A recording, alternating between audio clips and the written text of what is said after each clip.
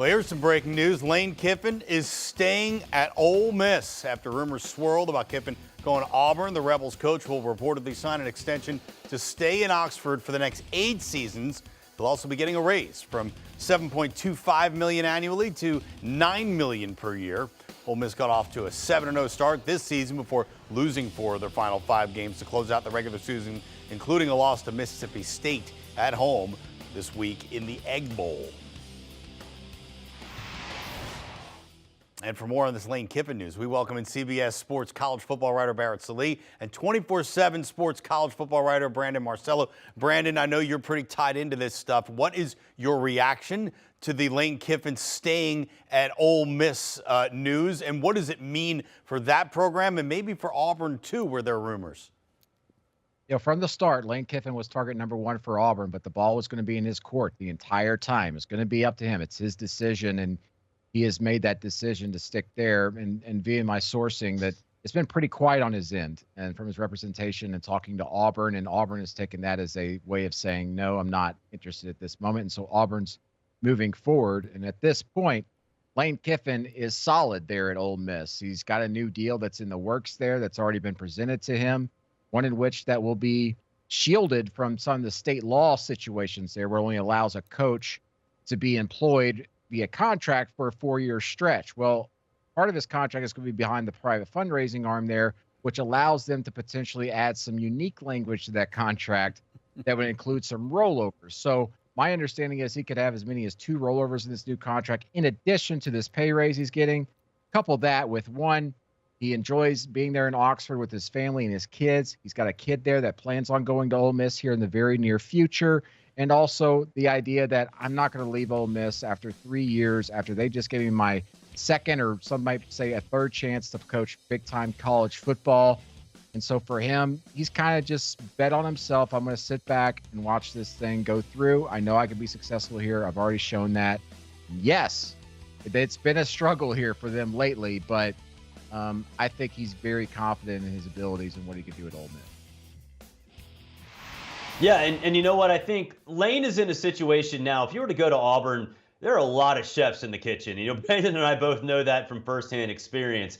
And I think at Ole Miss, you still have to deal with those people, but Lane kind of owns the town. Now, granted, the Egg Bowl, at the end of the Egg Bowl, his time management wasn't necessarily as crisp as it needs to be, but he has Ole Miss relevant. And I think that's a big deal for a program that hasn't been relevant since, coincidentally, the Hugh Freeze era. So I think it's a comfortable situation for him. His family likes it there. You could see that with how Knox Kiffin was treated during the Egg Bowl on Thursday night. And so it's a great spot for him to continue to build. He can make it desirable for transfers, which is obviously a big deal in this day and age. And I think for Lane, it's somewhere where he can have long-term success in terms of stability, despite the state law that only allows 4-year contracts, because they're not going to let him go. You know, if he wins 8-9 games a year, they're not going to let him go. So it's a nice place for him to settle down. He doesn't want to be viewed as a guy who jumps from job to job, and he can contend with Alabama at Ole Miss and doesn't have to deal with the in-state pressure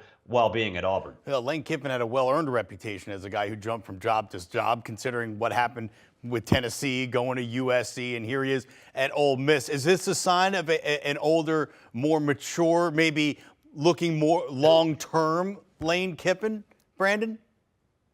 Yeah, like I said, he's more centered.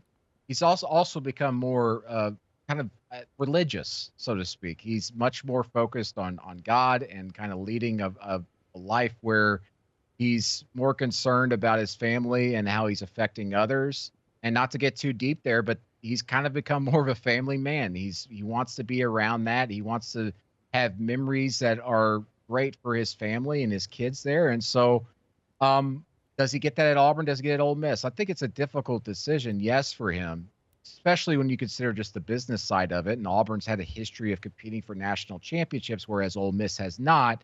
But he's comfortable where he is in life. He's got a lot of leeway with things. And listen, Lane Kiffin, we see him on Twitter and the public persona and everything, and everybody thinks he's this outgoing guy. Lane Kiffin is not. He's very much a socially awkward character and doesn't like talking to people. He likes to be in his office and everything and deal with that. At Auburn, he could not be that. because he would be getting knocks on the door every day going, hey, what's going on with this? And boosters want to know what's going on. And he's not the type of guy who's going to just let these boosters in and talk to them. And he's going to snap back at them.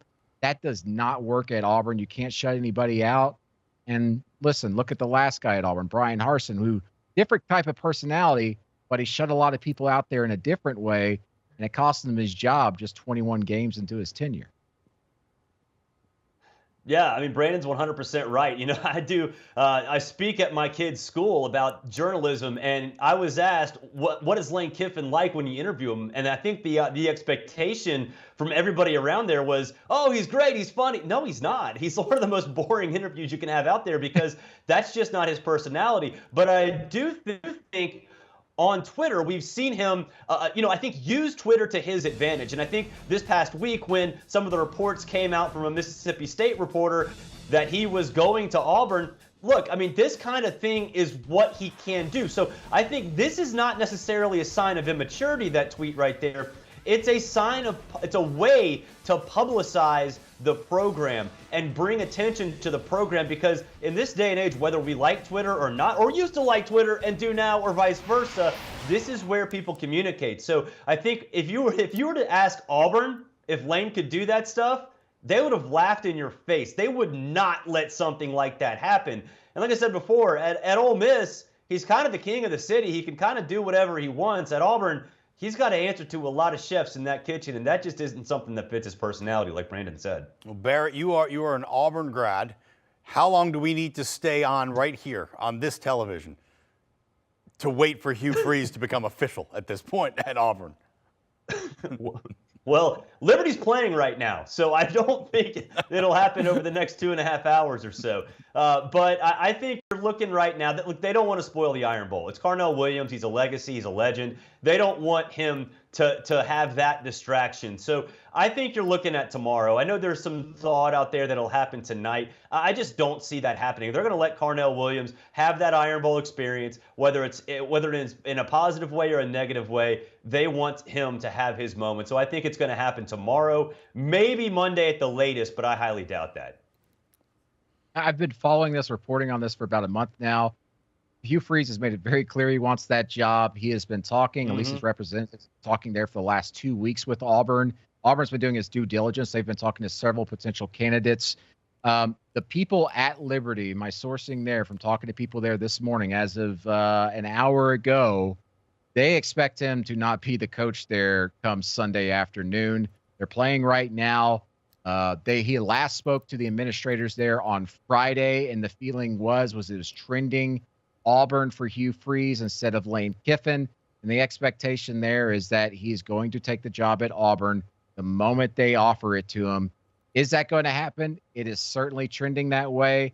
I think word could potentially start leaking out about them moving that direction and actually potentially offering something as early as tonight after the Iron Bowl. And I think word might start leaking from the Liberty side potentially, because they're really convinced at this point that it's just a matter of when this weekend, not if Hugh Freeze is going to be the next head coach at Auburn. And I'll also add this. As early as this past Tuesday, Hugh Freeze and his party were waiting on an answer from Auburn on whether or not they were going to move forward with him potentially being the number one candidate.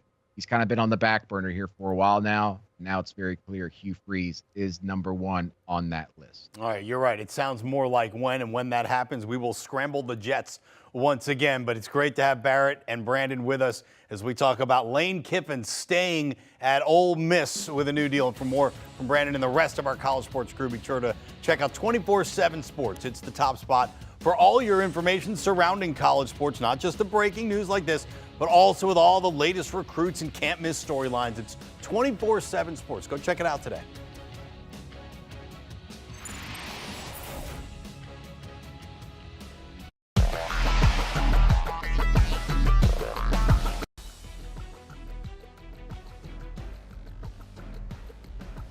Do you want a sports network that delivers everything that matters about the game? The highlights, the picks, the instant analysis, no yelling, no fake debates, no politics. Hit the subscribe button and never miss a moment.